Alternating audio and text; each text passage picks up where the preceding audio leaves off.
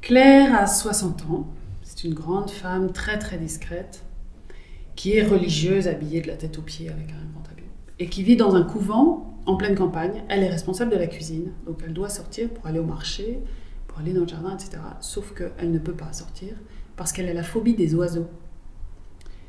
Alors, je ne sais pas si vous savez des gens qui ont la phobie des oiseaux, moi je ne savais pas. Mais ça l'empêche de sortir.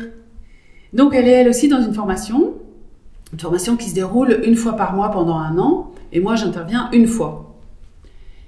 Voilà, et donc je parle de cette capacité que nous avons à aller libérer notre résilience et retrouver nos capacités.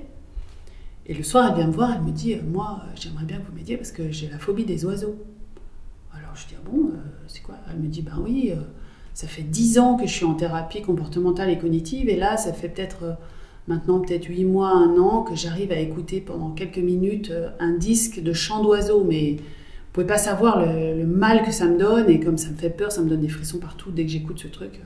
Pour moi, les oiseaux, c'est l'horreur. Ok ? Alors je vois qu'elle n'est pas bien en me racontant ça. Alors je dis, bah alors ça fait quoi dans votre corps là ?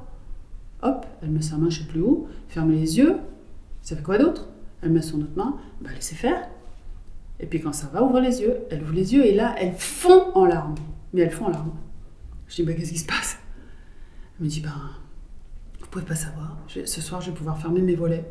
Alors moi je tombe de la lune, je savais pas que la phobie des oiseaux ça empêchait de fermer les volets. Puis je comprends que pour fermer les volets il faut ouvrir la fenêtre. Oui. Alors je dis, on ouvre la fenêtre ?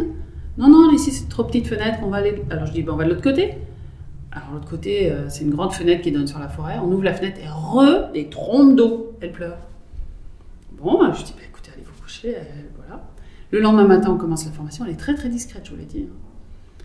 Et là, elle dit, avant de commencer la formation, je voudrais vous dire que hier soir, je suis allée voir Marie-Sabine pour mon problème de phobie des oiseaux. Alors les autres la regardent.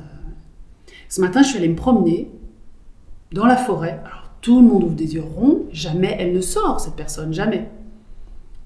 Et elle dit, voilà, je me suis promenée pendant un bon moment. Puis j'ai ramassé une plume que je vais rapporter à ma congrégation. Alors là, tout le monde a la chair de poule, moi la première.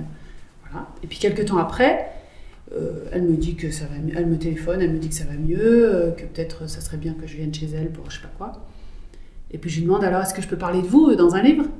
Elle me dit, alors là, j'ai demandé à ma supérieure et à la supérieure de la supérieure, vous pouvez parler de moi dans le monde entier. Notre vie au couvent a changé. Parce que moi, je n'ai plus la phobie des oiseaux, mais toutes mes sœurs peuvent vivre tranquillement et je peux faire les courses et je peux faire la cuisine et je peux même aller ramasser les salades moi-même. Tout va bien.